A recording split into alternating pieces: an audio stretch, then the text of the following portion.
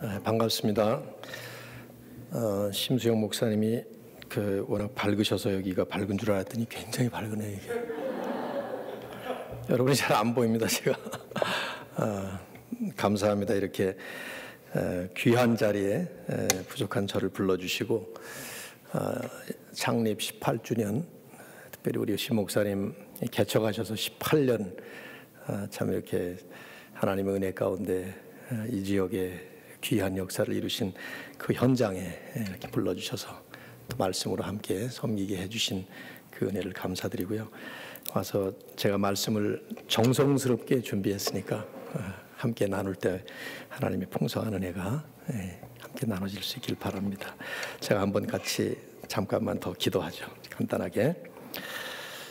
하나님 아버지, 18년 전에 하나님의 뜻이 있어서 이 아틀란타 지역에 주께서 귀한 종을 보내시고 또 신실한 믿음의 동역자들과 함께 여기까지 에베네셀로 주의 거룩한 뜻을 아름답게 이루게 하신 것을 감사합니다. 18주년을 기념하면서 여기가 좋사오니 이 자리에 안주하지 아니하고 주님 오시는 그날까지 완성될 주님의 나라를 바라보면서 맡겨주신 이 시대의 사명을 최선을 다해 잘 감당하고자 하는 아틀란타 새교회 위에 주께서 복에 복을 주시고 은혜에 은혜를 주시고 능력에 능력을 더하여 주시옵소서. 귀한 집회를 함께 시간 이제 말씀으로 인도해 나갈 때 주의 성령께서 말씀을 주시고 부족한 종의 입술을 통해서 전달되는 말씀이지만 인간의 부족함과 연약함 때문에 이 말씀의 능력이나 은혜가 감소되지 아니하도록 하나님이 우리 한 사람 한 사람의 심령 속에 성령으로 역사해 주시고 지혜와 계시의 영을 더해 주셔서 말씀의 깊은 진리의 샘을 길어낼 수 있는 시간 되도록 축복하여 주옵소서. 무엇보다 들을 귀를 주시고 반응할 수 있는 마음밭을 주시기를 간절히 구합니다. 주신 말씀이 우리의 삶을 변화시켜서 참으로 복음을 받은 사람들답게 저희들 모두가 변화될 수 있는 소중한 기회가 될 수 있도록 축복해 주시옵소서. 예수님의 이름으로 기도드립니다. 아멘. 한국 중학교 미술 시험 시간에 시험 문제가 하나 났습니다. 생각하는 사람이라는 조각품을 누가 조각했는가 하는 그런 문제가 났는데 정답은 19세기 프랑스 조각가 로댕이었어요. 한 모범생이 답을 썼습니다. 로댕하고. 근데 그 옆에 앉아있는 아이는 그 반에서 공부를 꼴찌하는 아이였어요. 답을 컨닝을 하려고 이렇게 보는데 불행히도 눈이 좀 나쁜 아이였습니다. 로댕이라는 글자가 오뎅으로 보였어요. 그래서 답을 썼어요. 오뎅. 그 옆에 앉아있는 아이는 반에서 공부를 꼴찌해서 두 번째로 못한 아이였습니다. 답을 컨닝하려고 보니까 답이 오뎅이에요. 그냥 쓰면 분명히 베꼈다고 들킬 것 같아서 나름대로 고쳐 썼습니다. 덴뿌라. 그 옆에 앉아있는 아이는 공부를 꼴찌해서 세 번째로 못한 아이였어요. 답을 보니까 답이 덴뿌라예요. 그냥 쓰면 분명히 베꼈다고 들킬 것 같아서 나름대로 머리를 굴려서 고쳐 썼습니다. 어묵하고. 누가 만든 조크에 분명해요. 아무렴 그랬겠습니까? 그런데 제가 이 조크를 생각을 해보면 참 우리 시대의 모습을 잘 반영하고 있다는 생각이 듭니다. 오늘날 수많은 사람들이 정답이 아닌 것을 정답인 줄로 알고 베끼고 사는 것 같아요. 그렇게 살면 안 됩니다. 그런데 그렇게 삽니다. 많은 사람들이 그렇게 사니까. 예수 믿는 사람들이 그렇게 믿으면 안 되는데 그렇게 믿습니다. 많은 사람들이 그렇게 믿으니까. 신앙생활을 그렇게 하면 안 되는데 그렇게 해요.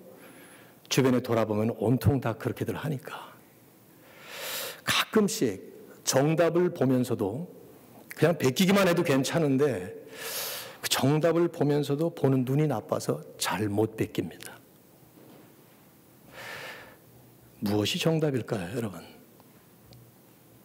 어떻게 인생 사는 것이 이게 바로 사는 것이다 이렇게 답을 할 수 있겠으며 특별히 신앙생활을 하는 저나 여러분이나 우리가 어떻게 신앙생활을 해야 바로 신앙생활을 하는 것이다 이런 말을 할 수가 있겠습니까?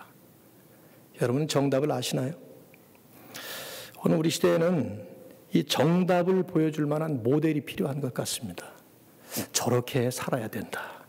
저렇게 살면 되는 것이다 하는 모델이 절실히 필요한 그런 시대에 우리는 살고 있어요. 특별히 교회의 모델. 어떤 교회가 바른 교회일까요? 목사로서는 어떤 목회가 바른 목회일까? 목회를 30년을 지금 해오고 있는데 하면 할수록 솔직하게 여러분에게 말씀드리면 혼란스럽기 그지없어요. 난 지금 바로 가고 있나? 이렇게 가면 잘 갈 것인가? 이런 생각이 들어요. 최근에 독일 비행기 하나가 부조종사에 이런저런 것 때문에 추락하지 않았습니까? 저도 1년이면 비행기를 몇 번씩 타게 되는데 최근에 한국에도 다녀왔고요. 비행기 탈 때마다 드는 생각이에요. 비행기는 우선 떠야 합니다. 안 뜨면 비행기가 아니에요. 제 아무리 그라운드 스피드 600마일 달려봐야 뜨지 못하면 그건 비행기가 아닙니다. 비행기는 떠야 해요. 근데 뜬 비행기는 잘 날아가야 합니다. 태평양 상공을 잘 건너가야 돼요. 악천후에도 불구하고 잘 가야 돼요. 하지만 비행기가 비행에 성공하려면, 제대로 비행했다고 말을 들으려면 떠서 날 뿐만 아니라 도착 지점에 가서 잘 내려야 합니다. 잘 떴다면, 잘 날았다면 잘 내려야 돼요. 근데 요즘에 보면 우리가 인생에 대한 질문을 해보면 뜨면 되는 줄로 착각해요. 멋있게 묘기를 부리며 날아가면 기가 막히게 잘 사는 것으로 착각을 합니다. 그러다가 마지막에 추락하는 줄도 모르고. 어떻게 사는 게 바로 사는 것일까요? 여러분 정답을 아십니까? 어떻게 신앙생활하면 되겠어요? 이렇게 하면 됩니까? 지금 여러분처럼 그렇게 하시면, 그러다가 인생이 끝나면 잘 됐다, 정말 잘 살았다, 그렇게 말할 수 있겠냐 이 말이죠. 계속 저에게 질문하는 질문이에요. 이렇게 계속 목회하면 될까? 이 질문을 해봅니다. 우리 교회는 지금 46년이 된 교회입니다. 필라델피아 지역에서 가장 오래된 교회 중에 하나고, 이 PCA 한인 노회 중에서, 한인 교회들 가운데서 아마 제일 먼저 PCA에 들어가 있는 교회 중에 하나가 아닌가 생각되는데, 우리 교회가 이렇게 가면 되나 하는 질문이 끊임없이 저에게 주어지는 질문이에요. 잘 떴는데, 그리고 잘 날아서 여기까지 왔는데 46년, 여러분은 18년 이렇게 계속 가면 될까? 궤도 수정을 해야 될 것은 없을까? 방향이 틀렸다면 그 방향을 지금이라도 바로 잡아야 될 것이고, 잘못된 지점에 왔다면 중간에라도 지금 다시 제자리를 찾아서 가야 될 것이고, 이런 질문들이 수도 없이 많이 생겨요. 저는 모태신앙으로 3대째 믿는 사람이고, 제 아들, 딸들이 셋이 있으니까 걔네들은 4대째, 이제 손주, 손녀가 5번째가 나오니까 4명이 이미 나왔고 5대째 이렇게 가는데, 우리 집안이 이렇게 가면 잘 가는 것인가, 이런 생각이 끊임없이 들어요. 여러분은 어떠십니까? 한번 그런 질문을 해보면서 오늘 말씀의 문을 여시면 좋을 것 같아요. 아틀란타 세교회에 전 참 감사하게 생각하고 있습니다. 참 우리 PCA 안에 있는 한 300여 개의 우리 한인 교회들 가운데 참 주목할 만한 좋은 교회예요. 여러분이 아시는지 모르겠어요. 우선 이름도 좋아요. 이 교회는 18년이 아니라 81년을 가도 새 교회야, 여전히. 참 어쩌면 이름 그렇게 잘 줬어요. 늙지 않는 교회. 낡은 교회가 될 수가 없어요. 이름이 새 교회라. 제 이름도 참 좋잖아요. 이름이 클태자 권세권자, 큰 권세. 우리 아버지가 욕심이 많으셔가지고. 근데 여러분, 이름만 좋으면 안 되죠. 제가 이름은 태권인데 노는 꼴은 소권이처럼 놀면, 셰익스피어는 장미는 장미라고 부르지 않아도 향기롭다, 이런 말을 했는데, 이름보다 소중한 것은 진짜 삶이죠. 근데 아틀란타 세교회는 이름에 참 부끄럽지 않게 우리 PCA 안에서 또 한인교회들 안에 특별히 아주 참 발목할 만한, 주목할 만한 모범적인 교회입니다. 모범 교회예요. 여러분에게 왔으면 바보하려고 이런 말 하는 거 아닙니다. 제가 심정 목사님 만날 때마다 신 목사님, 제가 참 사랑하고, 저보다는 연세가 좀 많으시니까 사랑하고, 전 존경해요. 참 존경할 만한 우리 시대의 귀한 리더 중에 한 분이라고 생각을 합니다. 여러분, 그런 면에서는 건강한 자부심을 가지시면 좋겠어요. 제가 오늘 여러분에게 이렇게 오면서 이 18주년을 기념하는 이 훌륭한 교회, 훌륭한 목사님, 또 훌륭한 성도님들 앞에 정말 성경에서 바라볼 만한 좋은 교회 하나를 소개하려고 합니다. 그게 빌립보 교회예요. 빌립보 교회라는 이름을 가진 교회가 또 있어요. 메릴랜드에. 송영선 목사님이라고 아주 참 그 교회도 좋은 교회죠. 역시 이름 못지않게 좋은 교회인데, 이 빌립보 교회는 성경에 나오는 많은 교회들 가운데 특별히 우리가 이 빌립보서 1장부터 4장까지를 보면서 이 교회가 어떤 교회인가 하는 것을 알 수가 있는데, 편지를 읽어보시면은요, 그 안에 기쁨이 충만해요. 근데 그 기쁨의 근거가 복음의 기초에 있습니다. 바울이 이 빌립보서를 기록한 목적이 두 가지라고 생각해요. 빌립보 교회가 베풀어준 은혜에 대해서 바울이 감사하면서 이 편지를 썼습니다. 감사 목적이 들어있지만 그보다 훨씬 더 나아가서 바울이 지금 로마 감옥에 갇혀서 옥중서신으로 이 빌립보서를 쓰면서 바울의 투옥으로 인해서 침체될 수 있었던 그 복음의 진보를 계속해서 빌립보 교회에 독려한 것입니다. 그래서 감사하면서도 그 자리에 너희들이 안주하지 말고 힘차게 계속해서 복음을 전해야 된다, 이런 말씀을 하는 것이 이제 이 빌립보서입니다. 아마 여러분 교회 18주년 같은 이런 소중한 그런 때에 아주 걸맞는 그런 성경이 아닌가 이런 생각이 들어요.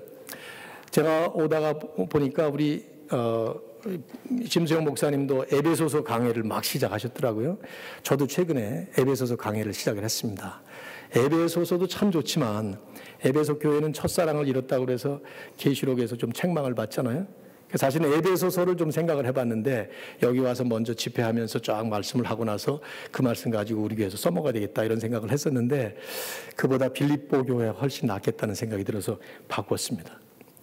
빌립보서를 하나씩 시간 되는 대로 여러분과 함께 좀 나누려고 하는데요, 그때마다 이 교회를 여러분의 교회라고 생각하시고, 여러분의 교회가 바로 지금 이 자리에 제가 사도 바울은 아니지만 바울을 통해서 쓰신 이 귀한 하나님의 말씀이 여러분의 귀에 들려질 때 나에게 주시는 말씀, 우리에게 주시는 말씀으로 받으셔서 이 말씀을 통해서 한 번 더 힘있게 정진하시는 그런 기회가 될 수 있기를 주의 이름으로 축원합니다.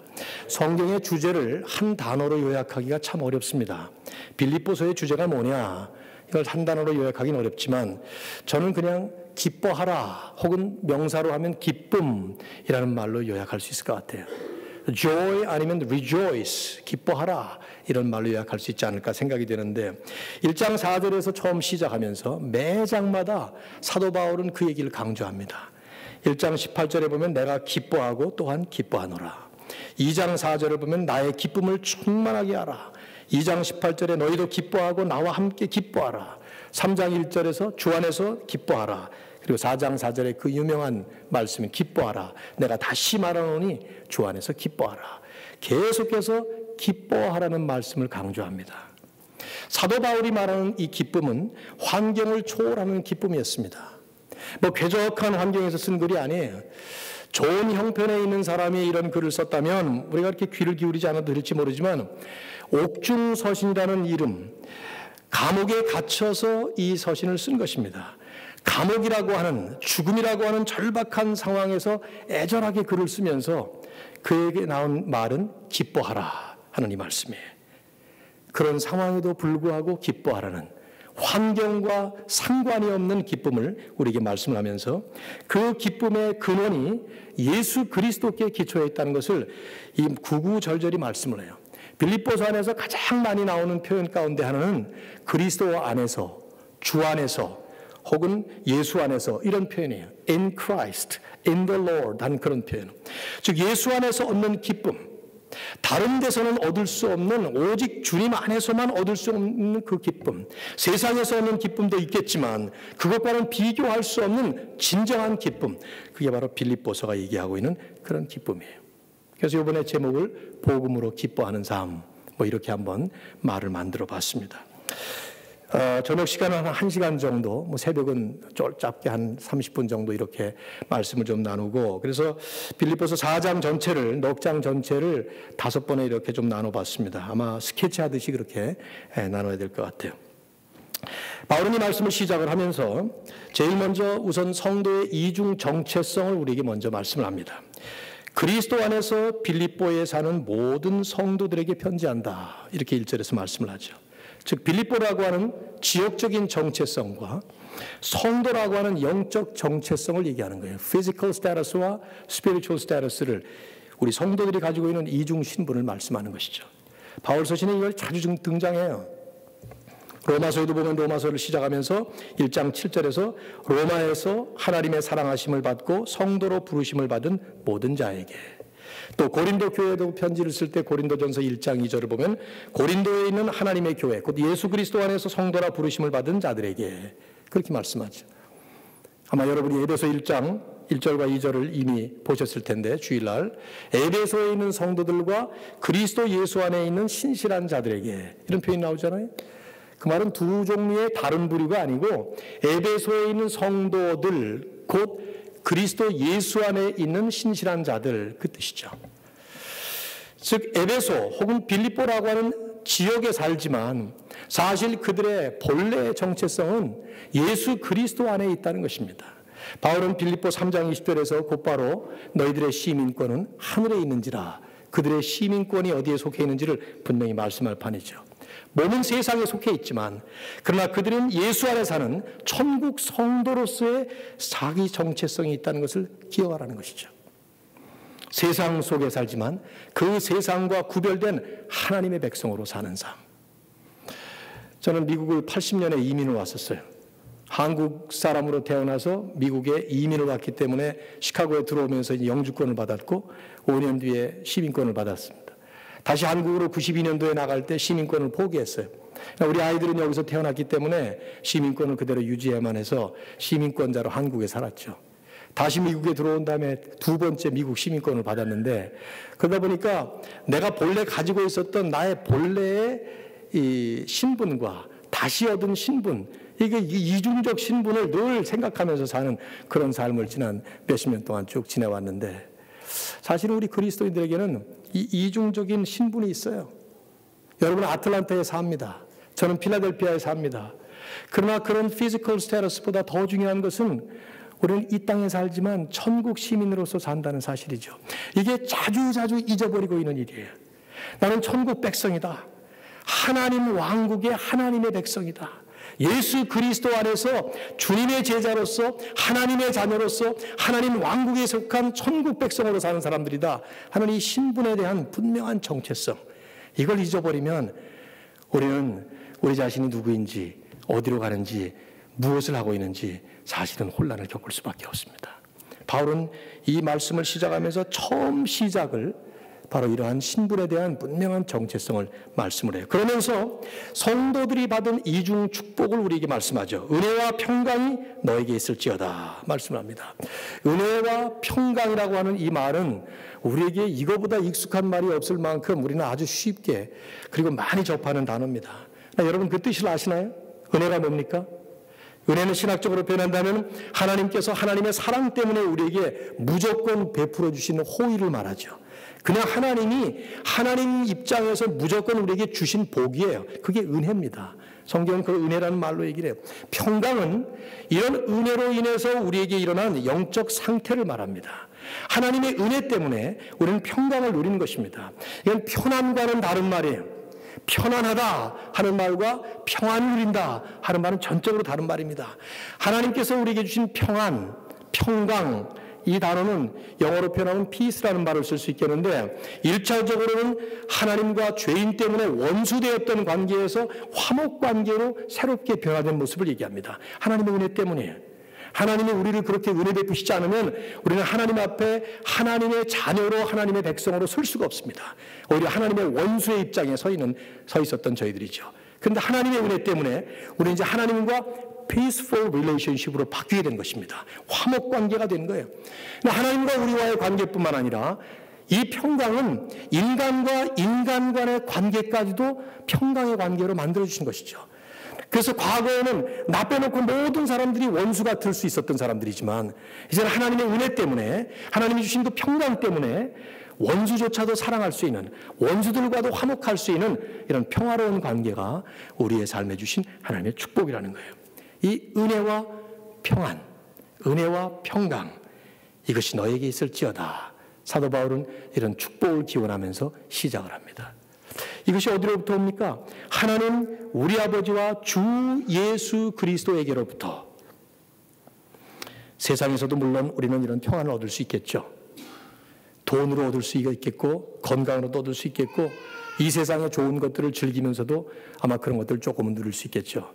그러나 근본적으로 진정한 은혜와 평안은 오직 하나님 아버지와 우리 주 예수 그리스도를 통해서만 얻는 것입니다. 이 말씀이 진리예요. 주님이 십자가에 달리시기 전에 요한복음 14장 27절에서 하셨던 말씀이 그거죠. 내가 너희에게 평안을 준다. I give you my peace, 이런 표현을 썼잖아요. 내가 너에게 평안을 주노니 내가 너에게 주는 평안은 세상이 주는 것 같지 아니하노라. 이거는 오직 예수 그리스도를 통해서만, 그리스도 안에서만 얻을 수 있는 은혜와 평강의 축복인 것입니다. 여러분 한번 서로 한번 인사해 보실래요? 뭐 여기 있는 말씀 그대로 은혜와 평강이 너에게 있을지어다. 그런데 연세 드신 분들도 옆에 있을지 모르니까 은혜와 평강이 있기를 바랍니다. 한번 해보세요. 은혜와 평강이 있기를 바랍니다. 상투적인 말 같죠? 그렇죠? 근데 바울 서신을 쓸 때마다 이 얘기를 항상 했어요. 거의 대부분 했어요. 안 하는 경우에는 그걸 그냥 가정하고 뭐 너무 당연하기 때문에 은혜와 평강이라는 말을 했습니다. 은혜와 평강은 구원받은, 복음을 받은 사람들의 입에서 나오는 가장 많이 나오는, 우리의 심령 깊은 곳에서 우러나오는 그런 말이 되어야 돼요. 그런 고백이 되어야 돼요. 다른 사람을 향해서 특별히 이 은혜와 평강을 축복으로 기원해 줄 수 있어야 돼요. 이것이 나누어지는 것이 교회 현장이에요. 바울은 이제 그런 교훈을 한 다음에 그런 은혜와 평강이 풍성하게 이루어지고 있었던 이 빌립보 교회를 향해서 첫 마디를 이렇게 엽니다. 자, 3절을 보십시오. 내가 너희를 생각할 때마다 나의 하나님께 감사하며 간구할 때마다 너희 무리를 위하여 기쁨으로 항상 간구한다. 여러분, 생각할 때마다 하나님께 감사하고 간구할 때마다 기도하기만 하면 기쁨으로 기도하게 되는 그런 교회가 있다면 이 얼마나 좋은 교회입니까? 생각해 보세요. 이 3절에 나오는 이 용어를요, 그대로 한번 여러분이 묵상을 해보세요. 너희를 생각할 때마다, 이 사람이 목회자라면, 제가 목회자인데 목회자 입장에서 내 교회를 생각할 때마다 이 말씀 그대로 하나님께 감사할 수밖에 없어요. 그 교회를 위해서 기도할 때마다 항상 기쁨으로 기도하게 되어 있습니다. 이게 얼마나 좋은 교회입니까? 생각해 보십시오. 여러분도 그렇습니까? 여러분의 교회 성도들을 생각할 때마다 하나님께 감사하고 교회 교인들을 위해서 기도할 때마다 기쁨으로 항상 기도하게 되나요? 아니면 높아심에서 혹시 생각할 때마다 치가 떨리고 기도할 때마다 불평이 나오고 저주가 나오고 혹시 그러진 않으세요? 제가 잊어버릴 수 없는 이 기억이에요. 전도사 시절에 84년도에 제가 신학교를 들어가 전도사가 됐는데 그 다음 해인가 한국을 나갔어요. 그래서 아는 선배 목사님을 만났는데 그 목사님이 오랜만에 저를 만나서 제가 또 이제 목사의 길을 가려고 목회의 길을 가려고 들어가고 나니까 저하고 이런저런 얘기를 많이 얘기하시다가 김 전도사, 한국에 악질 장로가 세 놈이 있어. 내가 그대로 인용을 하는 겁니다. 악질 장로가 세 놈이 있어. 근데 그 중에 두 놈이 우리 교회 다녀. 그 둘이 부자지간이야. 하나는 원로 장로, 하나는 시무 장로. 지금 그 목사님의 교회에 있다는 거예요. 하여튼 뭐 오랜만에 만나서 저에게 이런 얘기 저런 얘기를 막 하시느라고 그런 얘기를 막 그냥 한편은 얼마나 이 목사님이 목회하시면서 가슴에 상처가 많고 쌓인 게 많았으면 새파란 후배인 저에게 이런 얘기를 하시나. 근데 나오면서 제가 제 아내 보고 그런 얘기 했어요. 여보, 난 절대로 저런 목회 안 하리라. 만일에 내 입에서 당신에게 보이는 내 모습이 그런 모습이 보이면 당장에 당신은 목회할 관도 이렇게 말하라 그랬어요. 생각만 해도 치가 떨리는 악질 장로가 우리 교회에 2명이 있다. 이게 얼마나 불행한 목회고 얼마나 안타까운 모습인지 모르겠어요. 근데 목회를 저도 이제 30년쯤 이렇게 되어나 보니까 그럴 수 있겠구나, 그런 생각이 들어요. 그게 우리 교회에 악질들이 모여서가 아니에요. 내가 악질 근성을 아직도 못 버릴 때 남이 악질로 보이게 되는 그런 일이 있을 수 있겠구나 하는 생각이 들었어요. 여러분 생각할 때는 이런 말씀을 들으면 빌립보 교회는 정말 좋은 교회였구나, 생각할 때마다 감사하고 기도할 때마다 언제나 기쁨으로 기도하는 이 교회, 얼마나 좋은 교회였으면 바울이 이러는가. 천만에 그렇지 않습니다. 이건 빌립보 교회가 좋은 교회였기 때문이라 바울이 그런 감사 생활, 그런 기쁨의 목회자가 됐기 때문에 이런 얘기를 하는 거예요. 빌립보라는 도시가 바울에게 언제나 감사할 일만 있었던 좋은 축만 남은 그런 교회 아니었어요. 여러분 사도행전 읽어보십시오. 16장에 가서 보시면 바울이 소아시아에서 막 계속해서 전도를 하는데 안 돼요. 성령이 못하게 하셨어요. 어떤 식인지는 모르지만 하여튼 거의 표현이 그래요. 성령이 못하게 하셨어요. 복음을 전하려고 그러면 입이 막혔다든지 아니면 웬만하면 다 예수 믿고 구원받을 텐데 그런 일이 아니라 어쨌든 그런 일들이 일어났던 것 같아요. 그러다가 어느 날 딱 잠을 자는데 환상을 봤어요. 무슨 환상 봤습니까? 마게도니아 환상을 봤어요. 마게도니아는 지금의 그리스입니다. 그리스 북방부인데 거기에서 어떤 사람이 마게도니아 옷을 입고 우리로 건너와서 우리를 도우라. 하나님께서 나를 그쪽으로 부르시는가 보다. 그래서 소아시아에서 배를 타고 건너간 곳이 어디야 하면은 빌립보예요. 근데 빌립보에 가자마자 루디아라고 하는 여성들을 만나서 물론 회심의 역사가 일어나긴 했지만 그 다음 순간에 점치는 귀신을 쫓아내자마자 바울은 감옥에 갇힙니다. 감옥에 갇혀서 정말 죽도록 매를 맞습니다. 그 당시에 매라는 건 보통 그냥 이런 사랑에 매 가지고 매 맞는 게 아니에요. 채찍으로 끝에 뼈가 달리고 막 가시가 달리고 그런 걸로 등을 찍어내면 살점이 뚝뚝 떨어지는 그런 건데 바울과 실라가 죽도록 매를 맞고 감옥에 들어가서 그 안에 들어가서 뭘 했습니까? 이 죽일 놈들 막 이렇게 했습니까?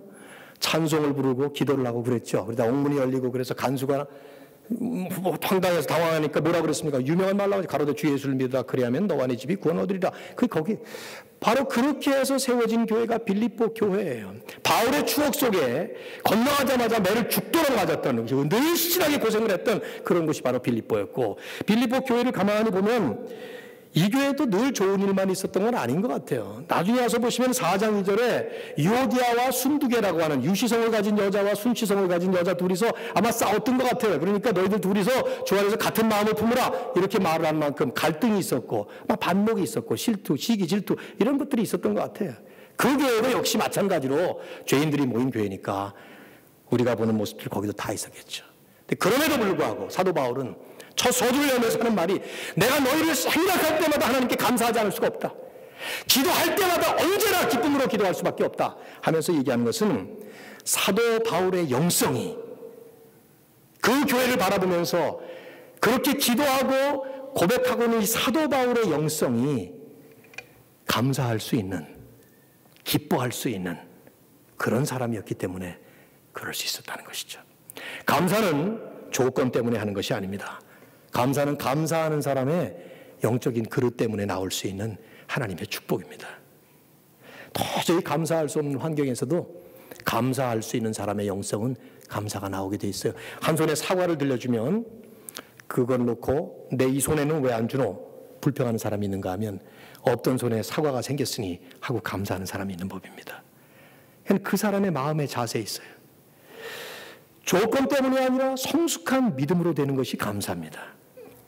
여러분이 감사할 수 없다면 조건이 나빠서가 아닙니다. 감사할 만한 성숙함이 아직 이루어지지 않았기 때문에 감사하지 못하는 것입니다.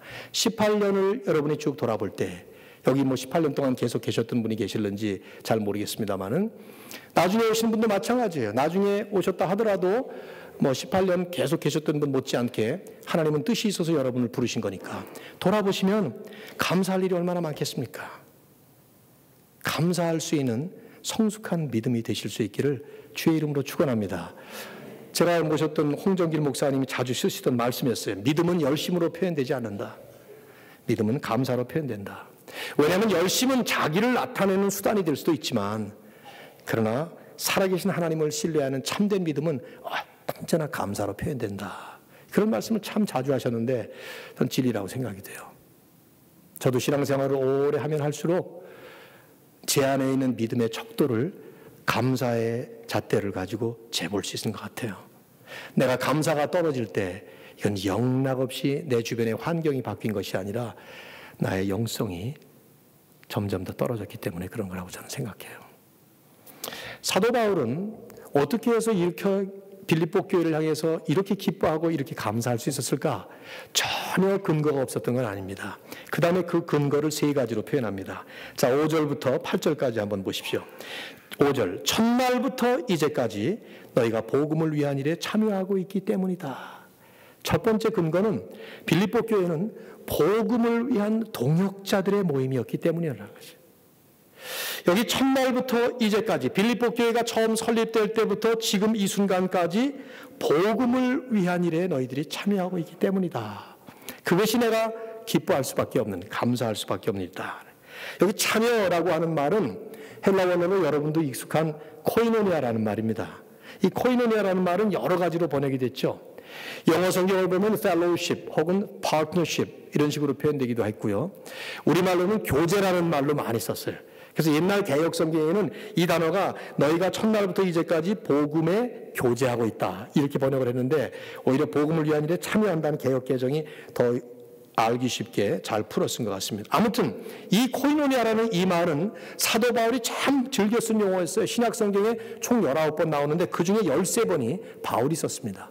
그리고 그 가운데 5번이 빌립보서에서만 나오는, 그러니까 빌립보 안에 이 코이노니아의 모습이 얼마나 많이 이루어졌는가 하는 것을 우리가 쉽게 이 단어 횟수만 보더라도 알 수 있겠죠. 특별히 빌립보 교회와 바울 간의 관계, 여기선 그 말인데 더 나아가면 빌립보 교회 안에 있는 교우들 간의 관계가 복음을 위한 일에 코이노니아로 서로 참여하고 파트너십을 나누고 펠로우십을 나누고 있었다 하는 얘기를 하는 것이죠. 이들은 복음을 위한 동역자 관계였습니다. 단순한 인간관계가 아니었습니다. 세상적인 사교관계가 아니었어요. 복음 안에서, 복음을 통해서, 복음을 위해서 모인 사람들이었어요.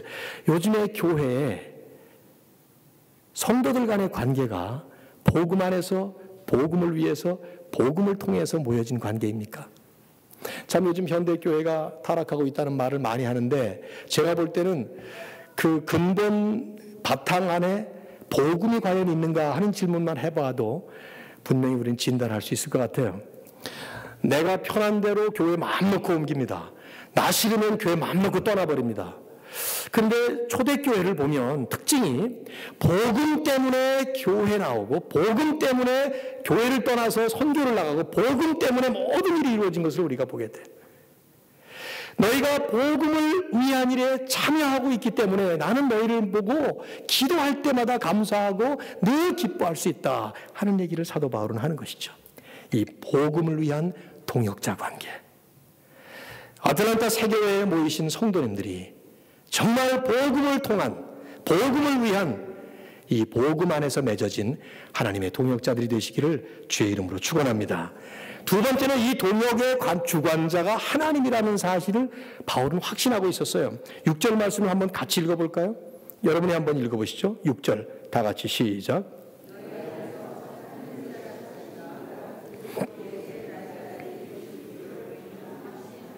너희 안에서 착한 일을 시작하시니가, 착한 일이라는 말은 좋은 일 이런 말인데, 그 시작하시니가 누굽니까?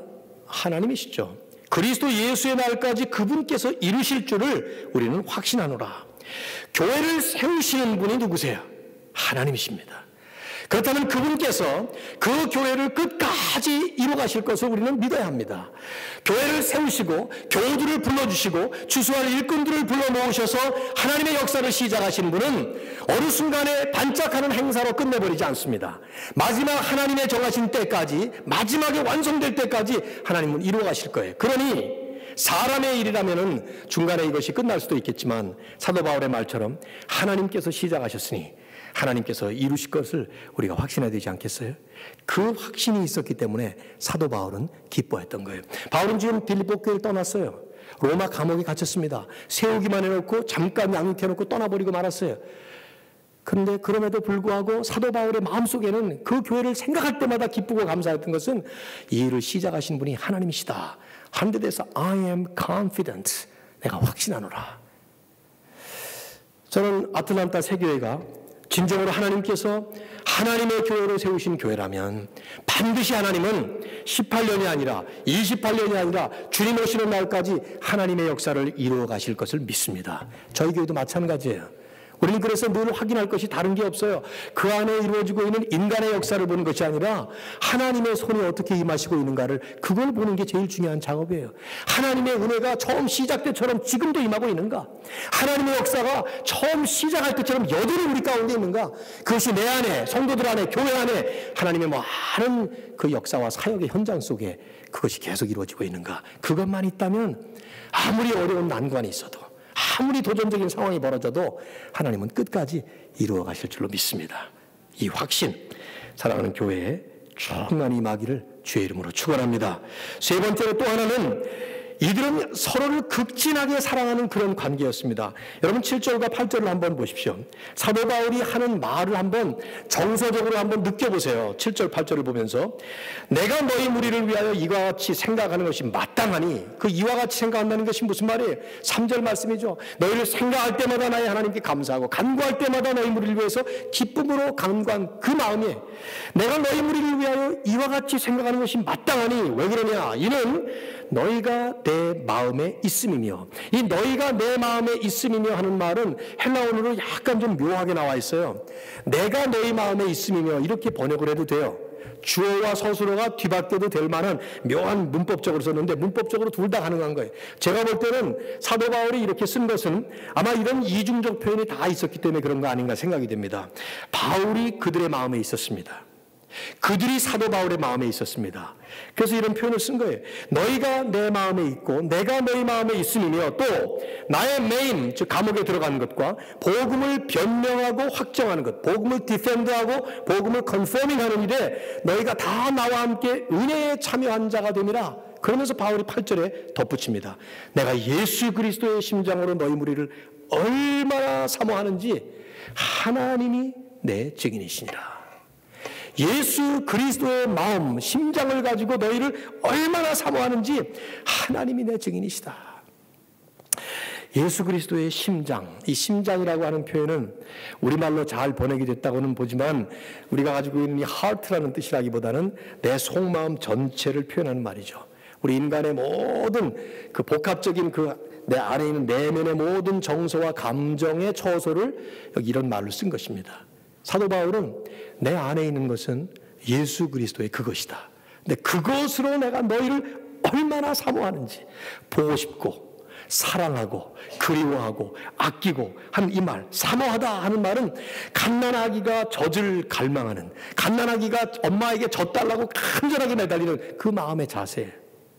저희 집엔 지금 8개월짜리 아기가 있고 2년 10개월짜리 조금 더 큰 아기가 우리 같이 살고 있거든요. 지금 우리 아들 며느리하고 손주 손녀하고.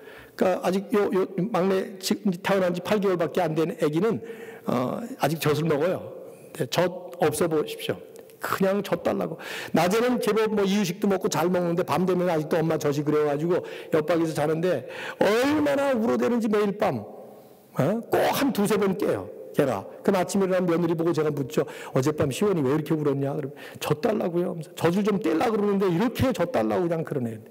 오늘 이 말씀을 묵상하다가 우리 시원이, 애기 이름이 시원이에요. 시원이 생각이 또 났어요. 근데 그런 마음을 가지고 사도 바울이 지금 빌립보 교회를 향해서 마음을 쓰고 있다는 얘기죠. 바울이 빌립보 교회를 극진히 사랑하고 빌립보 성도들이 바울을 그렇게 극진히 사랑하는, 예수 그리스도의 심장으로 사모하는.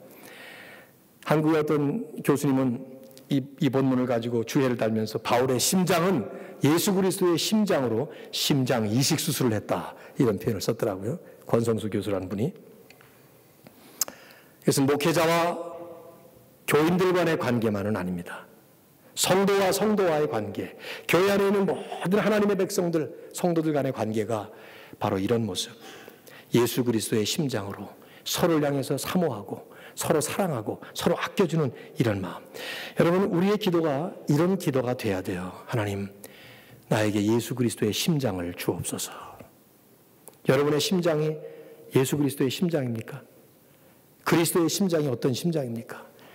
하나님이 우리를 죄인 되었을 때 사랑하신 그 사랑의 마음, 그것 때문에 십자가에 결국은 달리시는 그 심장, 그런 심장을 가지고 사도 바울은 교회를 사랑하고 교우들은 서로를 사랑하는 이런 모습을 가졌던 것이죠.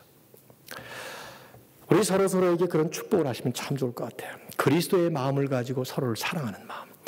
18년쯤 이제 우리 이렇게 여러분의 교회들 이렇게 오다 보면 하나님께서 역사하시는 그 많은 역사도 있지만 또 어떤 부분에서 보면은 한쪽 구석에서는 이렇게 퇴색되어 가는 것들이 보일 때가 많이 있을 겁니다. 뭐 저희 교회는 말할 것도 없고요.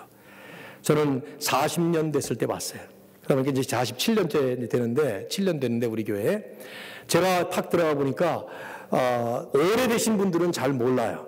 근데 새로운 사람들은 그게 보인다 이 말이죠. 그런 것들이. 여러분도 아마 그럴 것 같아요.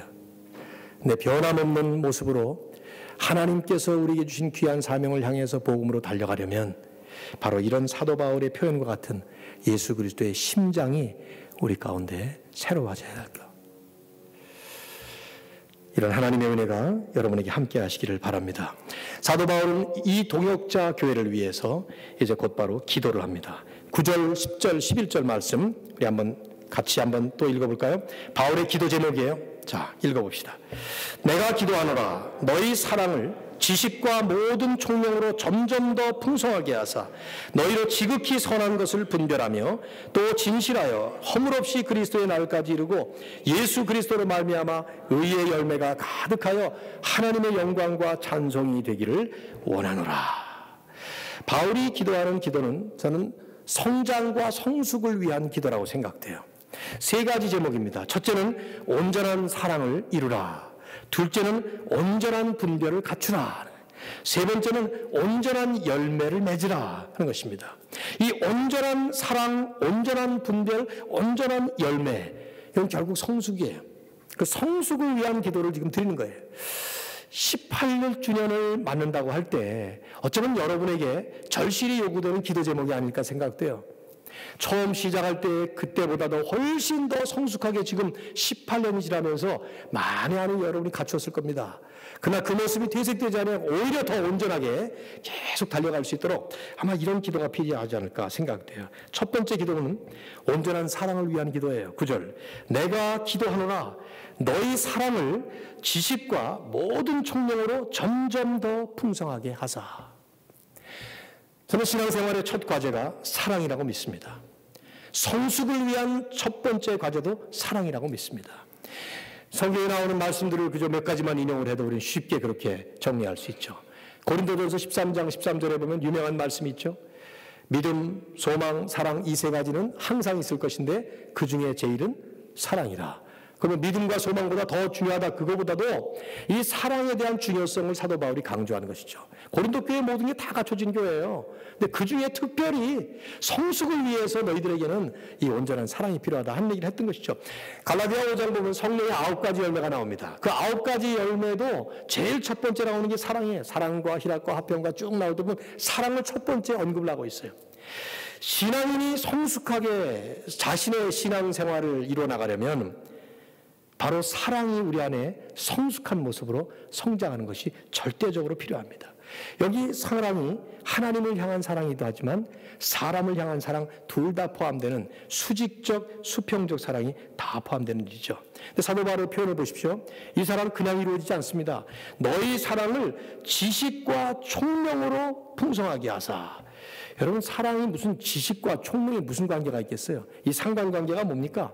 아니 뭐 지식, 총명, 뭐 머리가 좋아야 사랑한다 그 뜻입니까? 뭡니까 이것이? 흔히 사랑은 우리가 감정적 차원에서 생각을 합니다. 그러나 사실은 진정한 사랑, 온전한 사랑은 감정적 차원에서 머무르는 것이 아닙니다. 사랑은 지식을 동반해야 성숙해질 수 있습니다. 알아야 사랑할 수 있습니다. 모르고 하면은 사랑하지 못하죠. 여러분 한번 생각해 보십시오. 우선 사랑의 대상에 대해서도 알아야 돼. 내가 사랑하는 사람이 어떤 사람인지, 누군지. 아니 남편을 사랑하는 아내가 남편을 사랑한다고 하는 아내가 남편이 뭘 좋아하는지, 뭘 먹어야 이 남편이 은혜를 받는지 그걸 모른다면 그게 무슨 뭐 남편을 사랑한다고 말할 수 있겠어요? 아내도 마찬가지죠. 남편도 아내를 사랑한다고 하면서 걸핏하면 성질 돋구는 말이나 하고 말이지.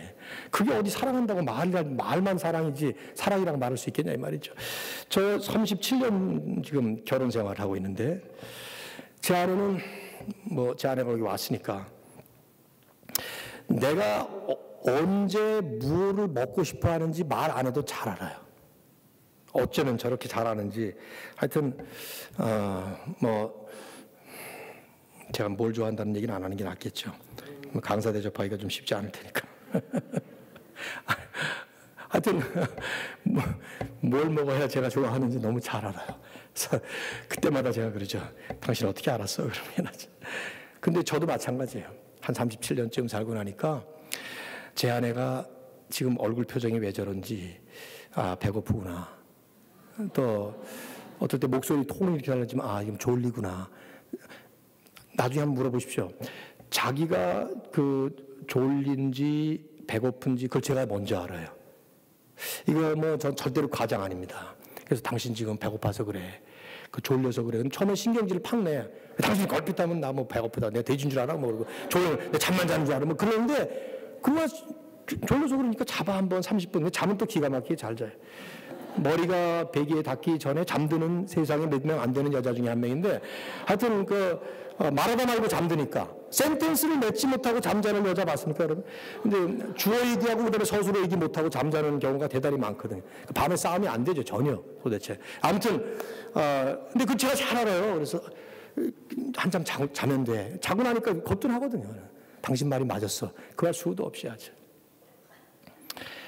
점점 더 깊이 알아가는 거예요. 사랑하는 대상이기 때문에. 그리고 그 사랑이 점점 더 성숙한 사랑으로 가니까 말이죠. 부모와 자녀도 그렇지 않습니까? 자녀들을 사랑한다고 하는 부모가 걸핏하면 자녀를 노엽게 하면 그 사랑은 사실은 사랑이라고 보기 어렵습니다. 사랑이겠죠. 그러나 성숙하지 못해요. 온전하지 않습니다. 하나님을 향한 사랑도 마찬가지예요. 우리가 하나님을 더 깊이 알아야 하나님에 대한 지식과 총명이 더 깊어져야만이 하나님을 잘 사랑할 수 있어요. 하나님이 뭘 좋아하시는지, 어떨 때 하나님이 기뻐하시는지, 하나님이 어떨 때 화가 나시는지, 속상해 하시는지 이걸 알 수 있어야 내 안에 계신 성령을 기쁘게 해드릴 수가 있고 그 성령님의 탄식을 막을 수가 있는 것이죠. 그래서 사도 바울은 이런 얘기를 하는 거예요. 근데 바울이 지금 하는 말을 가만히 보면 점점 더 풍성하게 해라. 너희 사랑을 지식과 총명으로 점점 더 풍성하게 해라. 영어 성경을 보면 Your love abound more and more. 점점 더 풍성하게 넘치게 해라. 이런 표현을 쓰고 있어요. 여러분 빌립보 교회는 본래가 사랑이 많던 교회예요. 그래서 사도 바울이 감옥에 갇히니까 즉각적으로 그에게 선물을 보내고 그를 위해 기도하고 사람을 보내서 인턴을 통해서 일용품 전부 갖다 주고 그랬더니 그래서 바울이 너무 감사해서 감사의 편지를 쓴 게 빌립보서거든요 이것이. 그러나 사도 바울은 거기 머물지 말아라 하는 거예요. 그런 사랑 있는 것으로 만족하지 말고 더 풍성한 사랑으로 나가라는 것이죠. 그 사랑이 더 온전한 사랑을 향해서 성숙하지 못하게 될 경우 잘못하면 우리는 에베소 교회처럼 첫사랑을 잃어버리는, 그래서 결국은 하나님께 책망거리를 안겨드리는 그런 결과가 될 수 있단 말입니다. 사실 생각해보면 이건 너무 당연한 상식적인 얘기 아니겠어요? 결혼 얘기를 또 얘기한다면은 사랑, 처음에 결혼할 때 얼마나 사랑합니까 서로들. 저도 결혼 주례를 한 250상 쓴 것 같은데 결혼식 할 때마다 제가 그 신랑 신부 단 한 커플도 서로들 막 얼굴을 찌푸리고 내가 이 사람을 구제해야 내가 이 사람이 살지 이런 사명감 가지고 결혼한 사람 한 명도 못 봤어요. 전부 다 사랑해서 좋아해서 결혼한 사람들이죠. 근데 생각해 보십시오 여러분. 결혼할 때는 그렇게 사랑을 한다고 해놓고 그 사랑이 자라지 않아요. 20년쯤 지난 다음에 사랑? 그게 뭐요? 만일 이런 식으로 말한다면 그 말이 되냐 이 말이죠. 교회도 18년이 되면 사랑이 더 풍성해져야 돼요. 40년이 되면 그 사랑은 단어도 얘기할 필요가 없어요. 누구 여기 우리 미국 사니까 자주 듣는 얘기지만 I love you 너무 가볍게 하잖아요. 이게 저는 잘 못해요. 그걸 평안도 사람이라 그런 말이 잘 안 나와요. 그냥 저는 제 입에서 나오는 게 알지 그런 말만 잘 나오는데 그것도 잘못된 거죠. 어떻게 알아요? 알기는 37년쯤 되면 알긴 하겠지만 처음에야 모르죠. 근데 아무튼 표현을 해야 되겠지만 그러나 그런 말 안 해도 나는 당신을 사랑합니다. 뭐 이런 말 안 해도 그냥 그 사랑이 찔하게 묻어져서 서로 얼굴만 봐도 뭉클해지는 그냥. 제가 어저께 왔는데 어제 제 아내는 저는 한참 공항에서 이렇게 말씀도 또 묵상하고 있는데 옆에 이렇게 보니까 전화기를 들고 그냥 펑펑 울고 있는 거예요. 당신 왜 그래? 그랬더니 우리 손녀딸하고 페이스타임을 하고 있는 거예요. 손녀딸이 할머니 가지마 귀에다가 이렇게 꽂았으니까 난 안 들리지. 이게 딴 사람 들을까봐 귀에다 이렇게 꽂아놓고는 하는데 손녀딸이 보니까 할머니 가지마 그러고 있는 거예요. 어디 가지마. 우리 같이 살거든요 지금. 또 저 사람은 또 지나 갔다 올게 뭐 이러면서 울고 있는 거야 둘이서. 그래서 아유 창피하게 왜 이래 지금 공항에서. 근데 가만히 보니까 그게 사랑이더라고. 성도들이 주일날 탁 만나면 너무 보고 싶어서 눈에서 눈물이 핑 도는. 아유 목사님 그런 교회가 세상에 어디 있어요. 여러분이 그런 표정으로 저를 보는 것 같아요. 예, 그런 교회가 별로 없어요. 근데 그래야 되지 않을까? 만나면 너무 보고 싶어서. 저희 교회는 제가 이렇게 자주 교회를 비우고 나가는 거를 싫어하는 분이 몇 분 계세요. 할머니, 할아버지들 가운데 특별히. 근데 그분들이 싫어하는 게 저는 너무 마음에 고마워요. 왜냐하면 목사님 일주일 나갔다 왔는데 너무 보고 싶어서 혼났어요. 그래. 이게 좀 젊은 사람들이 그러면 얼마나 좋겠어요. 근데 할머니, 할아버지들이 저한테 꼭 그런다고. 할머니, 할아버지들이 그래가지고 목사님 너무 보고 싶었다는 거예요. 근데 그때마다 제 가슴이 찔려요. 나는 사실 그 할머니가 그렇게 보고 싶지 않았었거든. 그 할아버지도. 그래서 찡하고 아이고 들킨 것 같아 뭐 죄 짓다가. 그래서 곧바로 하나님 용서하십시오. 나도 보고 싶게 만들어달라. 그래서 저는 사실은 이 연습을 목회하면서 30년을 해옵니다. 남 들리지 않게 주일날마다 아침에 제가 먼저 차 타고 혼자서 가고 제 아내는 나중에 뒤따라오는데 저 혼자 갈 때마다 하나님 오늘도 일주일 동안 못 봤던 성도들을 보러 갑니다. 만나면 제 가슴에 감동이 있게 해주십시오. 그러면서 갑니다. 감동이 없으니까 그런 기도를 하는 거예요. 저도. 그 감동이 메말라가는 제가 너무 싫기 때문에. 그러면 안 되는데 목회자가 어째 이 모양인가 하는 생각 때문에 회개하는 마음을 가지고 그럴 때 주일날 다 끝나고 나면은 집에 돌아와서 저는 제 설교를 다시 정리합니다. 다시 정리하면서 자주 울어요. 하나님 오늘도 좋은 사람들 만나서 말씀으로 섬기게 해주셨고 그 사람들에게 제 말씀이 또 그들의 마음속에 이렇게 새겨져서 이 한 주간 동안에 잘 살 수 있게 해주실 것을 믿고 감사합니다. 고맙습니다. 그러면서 기도를 합니다. 근데 이게 저에게는 연습이에요. 자꾸 훈련입니다. 그렇게 자꾸 해오는 것이죠. 메말르지 않도록. 여러분 사도 바울이 지금 여기서 말씀하는 이 말씀 그냥 흘려듣지 마세요. 내가 기도하노라 너희 사랑을 지식과 모든 총명으로 점점 더 풍성하게 되기를 내가 기도하노라. 감옥에 갇힌 사도 바울이 간절한 마음으로 기도하고 있는 거예요. 빌립보 교회가 사랑이 풍성한 교회인데 이 사랑이 식어지지 아니하도록 첫사랑을 잃어버리지 않도록 점점 더 풍성하게 되도록 서로를 깊이 있게 끌어안고 그리스도의 심장을 가지고 사랑하는 그런 교회가 되도록. 그리고 두 번째로 또 기도합니다. 10절 너희로 지극히 선한 것을 분별하며 또 진실하여 허물 없이 그리스도의 날까지 이루고. 저는 이것을 분별을 위한 기도라고 보고 싶어요. 너희로 지극히 선한 것을 분별하도록. 분별. 이 분별이야말로 성숙의 한 척도 아니겠습니까? 우리가 한국에서 쓰는 한국말로 쓰는 말을 미성숙한 사람을 가리켜서 흔히 하는 그 투박한 말로 대소변도 못 가린다 이런 말 쓰죠. 아무데나 막 그냥 그거는 어린 아기들 성숙하지 못한 아기들이 하는 짓들 아니에요? 그럴 때 미성숙한 사람을 보고 아유 저거 뭐 더 투박한 말 쓰죠. 똥오줌도 못 가린다 이런 말 쓰는데 앞뒤 분간 못한 이거를 분별하지 못하는 것을 우리는 미성숙이라는 얘기를 해요. 그렇다면 반대로 성숙은 분별이에요. 어떤 모습입니까? 영적으로 무엇이 옳고 무엇이 그른지, 선이 무엇이고 악이 무엇인지, 여기 본문에 보십시오. 무엇이 옳고 그르고 선이고 악이고 의고 불이고 이거를 가릴 줄 아는 그런 성도들로 성장하라 이 말이에요. 성숙한 신앙인들은 반드시 분별할 수 있어야 돼요. 영적인 분별이 있어야 됩니다. 선악을 분별할 수 있어야 돼요.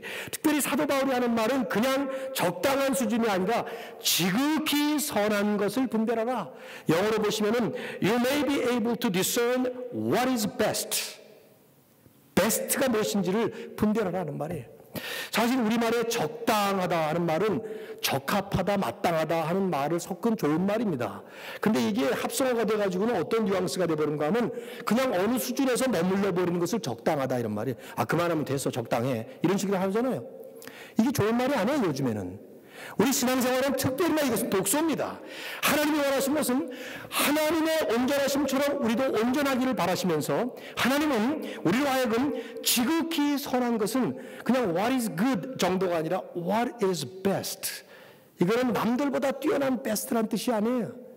하나님 앞에서 지극히 선한 이런 것을 분별해서 그것을 향해서 달려가도록 하나님은 우리에게 원하고 계시는 것이죠. 여러분 18주년을 기념한다면 1살 때보다 10살 때보다 15살 때보다 18살 뭐 그렇게 보니까 18살 그러니까 별로 안 먹은 것 같으네요. 그러나 교회가 18년이면 성숙할 만큼 사실은 많이 성숙한 나이가 되는 것입니다. 하나님께서 귀한 교회를 세우시고 18년을 오면서 주신 은혜와 주신 역사가 많을 텐데 점점 더 하나님의 거룩한 또 하나님의 선하시고 의로우심을 분별해서 온전한 분별을 잘 요즘 우리 시대는 이 분별이 너무 정말 절실히 요구되는 때예요. 혼란스러운 때이기 때문에 말씀을 계속 나누겠습니다. 마지막 세 번째로 보시면은 11절에 뭐라고 말씀합니까? 한번 읽어보죠. 예수 그리스도로 말미암아 의의 열매가 가득하여 하나님의 영광과 찬송이 되게 하시기를 원하노라. 온전한 열매를 맺기를 기도하고 있습니다. 의의 열매가 가득하기를. 나무가 성숙하게 물을 익으면 반드시 열매가 맺어야 됩니다. 열매 맺지 못하면 아무리 잎사귀가 무성한들 아니 잎사귀가 무성할수록 열매가 없으면 그건 빛 좋은 게살구라는 말처럼 아무 소용이 없겠죠. 마태복음 3장 10절에 보면 좋은 열매 맺지 아니하는 나무마다 찍어서 불에 던지우리라 이런 말씀이 있어요. 신앙생활도 마찬가지예요. 우리 신앙생활이 점점 더 성숙해 가려면 열매가 열려야 됩니다. 하나님이 보시기에 합당한 의의 열매들, 성령의 열매들이 열려야 됩니다. 물론 갈라디아 5장에 나오는 성령의 9가지 열매가 전부는 아니지만 그러나 최소한도 그런 정도의 열매들은 우리가 늘 점검해야 될 좋은 척도가 될 겁니다. 사랑과 희락과 화평과 오래 참음과 자비와 양선과 충성과 온유와 절제 뭐 이런 열매들 이런 열매들이 우리 가운데 계속 세월이 가면 갈수록 믿음 생활을 하면 할수록 점점 더 열리고 있는가. 그 결과는 지금 이 말씀처럼 그래서 결과적으로 하나님의 영광과 찬송이 되기를 구한다는 것이에요. 결국 그런 열매가 맺어질 때 그 열매를 보면서 농부가 기뻐하는 것처럼 하나님은 우리 안에 열리는 개인적인 성도의 삶에 교회적인 공동체 안에 열리는 의의 열매를 보면서 하나님은 영광을 받으시고 또 하나님은 놀라운 찬양을 받으시는 그런 축복을 하나님도 우리도 나누게 되는 이런 은혜가 있는 것이죠. 저는 참 한국교회를 보면서 요즘 우리가 받는 비판에 귀를 기울여야 된다고 생각해요. 성장은 했는데 성숙하지 못하다 하는 비판을 참 많이 듣습니다. 겉모양은 잘 자란 것 같지만 그러나 속은 그렇지 못하다는 얘기죠. 정말 그런 것 같아요. 지난 세기에 우리 한국교회 역사를 보면 뭐 이민교회도 마찬가지예요. 이민교회는 비록 이 미국 땅에 있지만 우리의 커뮤니티가 아주 직결되는 커뮤니티가 한국 커뮤니티다 보니까 우리는 한국교회와 훨씬 더 가깝게 지내는 것 같아요.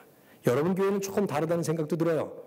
우리 신목사님 네 분이나 또 교우들도 보면은 그 한국의 전통적인 교회하고는 상당히 이제 다른 모습으로 참 앞서가는 그런 모습을 많이 보여주시고 있는데 세계 최고의 교회들이 한국에 다 있습니다. 정말 고속 성장을 했어요. 눈부신 발전을 한 것 같아요. 그러나 이런 초고속 성장과 눈부신 양적 팽창에 비해 볼 때 가지고 있는 고질적인 문제점은 성숙하지 못하게 성장했다 하는 것입니다. 이걸 성장이라고 얘기할 수 있을까 하는 생각까지 들어요. 소금의 맛이 없는 빛을 발해버린 그런 모습. 제자입니까? 라는 책을 쓴 저자인 후안 카를로스 오르티즈는 이건 성장이 아니라 살찌는 것이다, 그런 말을 했습니다. 비만은 성장이 아니죠. 비만은. 살찌는 것은 성장이 아닙니다. 이건 우리 마음대로 될 일은 아니에요. 하나님의 주권적인 역사와 예수 그리스도 안에서 우리 그 주 예수 그리스도를 통한 진정한 복음의 역사를 통해서 우리 안에 새롭게 이루어야 될 큰 과제라는 생각을 합니다. 그 다음에 나오는 말씀, 내일 새벽에서 좀 말씀을 더 나누겠습니다만 27절로 건너가 보실까요? 마지막 말씀을 잠깐 나누죠. 27절에 보시면 오직 너희는 그리스도의 복음에 합당하게 생활하라. 사도 바울이 1장에 마감을 하는 27절부터 30절까지의 넉절을 우리에게 쓰고 있습니다만은 헬라 원어를 보면 이 말씀은 한 문장으로 되어 있어요. 그리고 지금 27장에 제가 읽은 바로 그 말씀이 전체를 주관하는 내용입니다. 오직 너희는 그리스도의 복음에 합당하게 생활하라. 복음에 합당하게 생활하라. 그게 뭡니까? 바로 말하고 있죠. 너희가 한 마음으로 서서 한 뜻으로 복음의 신앙을 위하여 협력하는 것. 즉 한 마음으로 한 뜻으로 복음의 신앙을 위해서 협력하는 것. 바울이 지금 하고자 하는 말씀은 한 사람 한 사람의 개개인의 성도들에게 주시는 도전이기도 하지만 특별히 그 성도들을 통한 빌립보 교회라고 하는 이 공동체에 주시는 말씀이에요. 우리는 상당히 많은 경우에 신앙생활을 나 개개인의 그 인디비주얼한 차원에서만 우리들이 생각할 때가 많은데 사실은 성경은 대단히 많은 경우에 공동체 차원에서 우리에게 도전을 합니다. 복음으로 기뻐하는 삶이라는 제목으로 이 말씀 시리즈를 연결했습니다마는 복음으로 기뻐하는 삶이라는 것은 나 혼자 복음 안에서 기뻐하는 것이 아닙니다. 결국 그 복음 때문에 같이 거듭난 성도들의 모임, 그래서 복음의 공동체로 하나님께서 세우신 교회, 이 교회가 건강한 모습으로 우리의 신앙생활의 근간을 이룰 때 하나님은 복음으로 충만하게 누릴 수 있는 진정한 기쁨과 은혜를 우리 안에서 누리게 하십니다. 그래서 진정한 교회가 진정한 천국과 같은 모습이 될 때, 그리고 그 진정한 교회가 복음의 놀라운 역사를 이뤄나가는 공동체가 될 때 하나님은 하나님께서 약속하신 그 충만한 기쁨을 우리 안에 충만하게 이루어 주신 줄로 믿습니다. 바울은 그래서 이 말씀으로 1장에 결론을 맺는 거예요. 복음에 합당하게 생활하라. 그러면서 한 뜻으로 한 마음으로 서서 협력하라 말씀을 합니다. 예수님이 십자가에 달리시기 전에 감람산에서 마지막으로 기도하셨던 기도가 생각나시나요? 요한복음 17장 21절을 보면 예수님은 사실은 이 기도를 하셨습니다. 중심 주제가 하나였어요. 아버지여, 내가 아버지 안에 있고 아버지께서 내 안에 있는 것 같이 그들도 다 우리 안에 하나가 되게 하사 세상으로 하여금 아버지가 나를 보내신 것을 알게 하옵소서.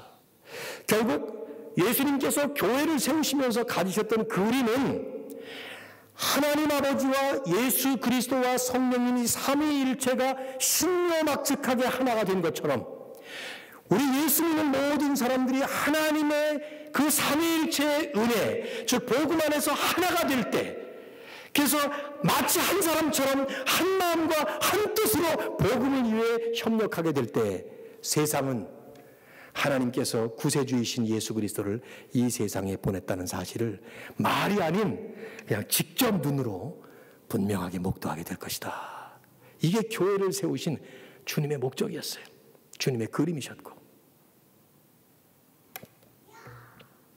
수에토네우스라고 하는 1세기 역사학자가 그런 말을 했죠. 1세기에 그토록 핍박을 받는 성도들을 보면서 그가 한 말이에요. 저들은 반드시 세상을 변화시킬 것이다.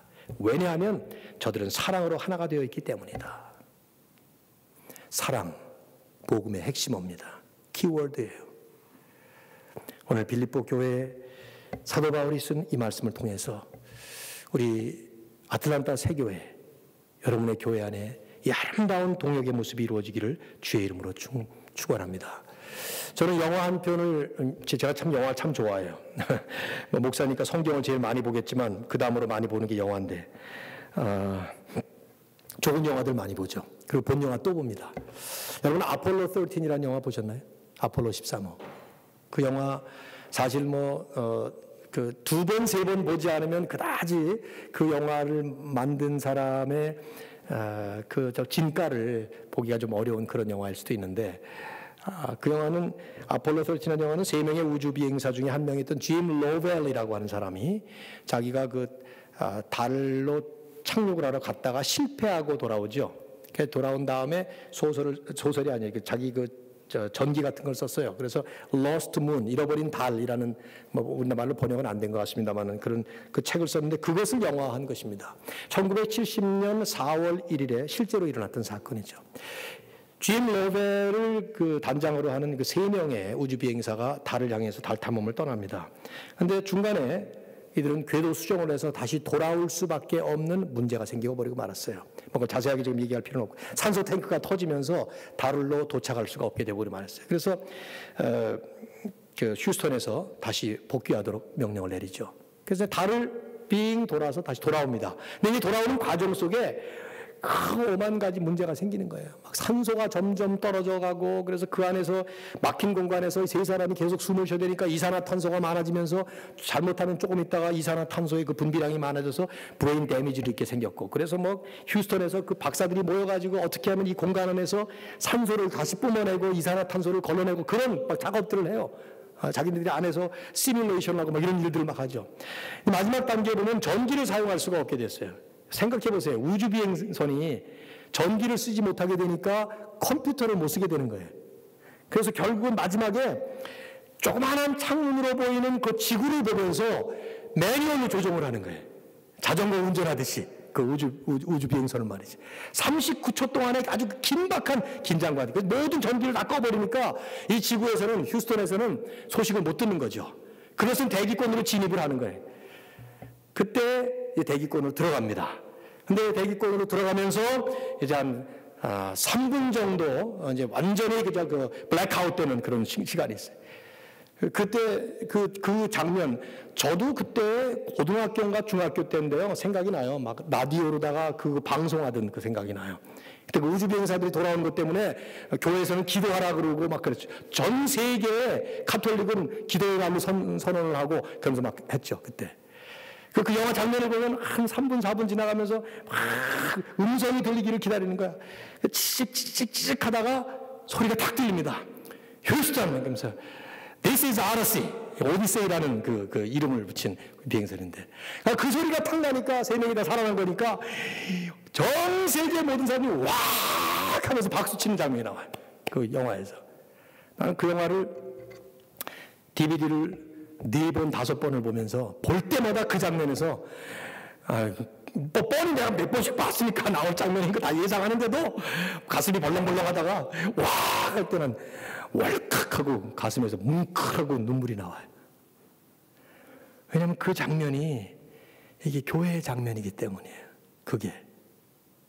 우선 그 영화가 나는 정말 완벽한 천국교회의 모습을 그려준 영화라고 생각해요. 그런 뜻으로 만든 건 아니지만 우주 비행선보다도 3명의 비행사의 생명이 소중하게 여겨지는 그런 모습.